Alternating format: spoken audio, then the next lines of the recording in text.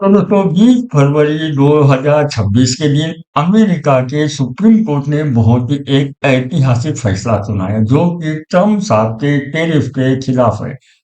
Supreme court of America ने ये कहा है कि ट्रम्प ने साहब ने जो टैरिफ लगाया वो बिल्कुल असंवैधानिक है, संवैधानिक नहीं है।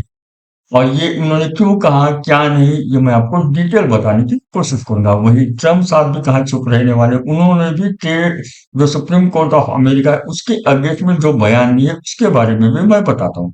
पहले तो बात, जो ट्रम्प साहब ने जो टैरिफ लगाया वो क्यों लगाया और किसके तहत लगाया ये मैं बताता हूँ। इंटरनेशनल इमरजेंसी इकोनॉमिक पावर, मैंने कुछ यहाँ पे नोट्स निकाले, मोबाइल में है वो मेरे, उसके तहत उन्होंने ये टैरिफ लगाया।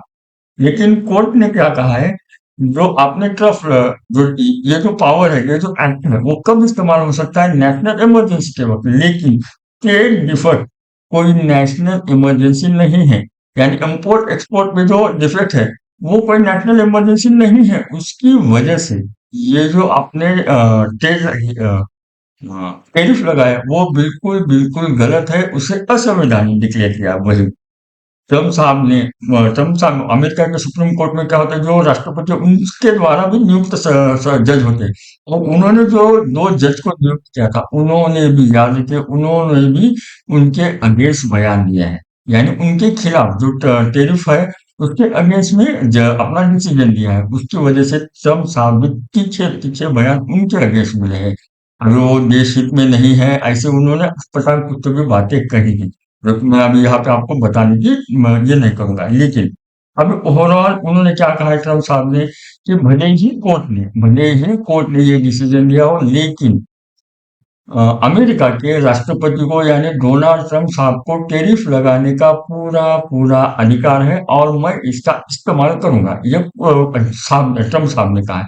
वही उन्होंने ये भी डिक्लेयर किया है कि पूरे वर्ल्ड के ऊपर मैं लगभग 10% एडिशनल टैरिफ लगाऊंगा। तो अभी सवाल है, फिलहाल अभी इंडिया के ऊपर उन्होंने क्या ऐलान किया है कि हम यहाँ लगभग 18% के ऊपर इंडिया और यूएस की ट्रेड डील हुए वाली। अब इसका इम्पैक्ट क्या पड़ेगा?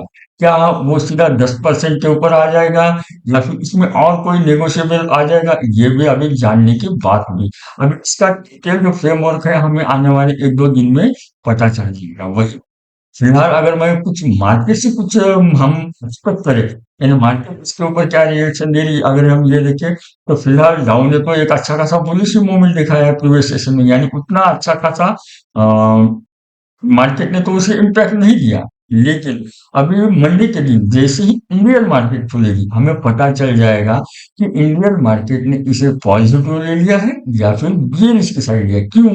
क्योंकि बहुत असमंजस की स्थिति हो गई। इंडिया ने तो ट्रेड डील के बारे में अनाउंस कर दिया है, यूएस ने भी यूएस और इंडिया के ट्रेड डील के बारे में अनाउंस कर दिया, लेकिन फिलहाल जो सिचुएशन हो रही है अभी, इंडिया के ऊपर 10% टैरिफ लगेगा, 18% लगेगा, या फिर पुराना वो जारी रहेगा। वो अभी वो कितना इसका इम्पैक्ट है ये हमें बाजार ही बताएगा। याद रखिए दोस्तों, पूरी जो न्यूज होती है वो बाजार में इंक्लूड होती है। वैसे तो मैं आपको मेरे हर एक वीडियो में क्या करा, एफआईआई अभी भी इंडियन मार्केट में बाइंग नहीं करे, उनको कोई तो भी दिक्कत है जो उसकी वजह से वो बाइंग नहीं करे। तो अभी क्या वो यही दिक्कत है या फिर और कोई दिक्कत है उसकी वजह से एफआईआई इंडियन मार्केट में बाइंग नहीं करे, ये आने वाले समय में हमें पता चलेगा।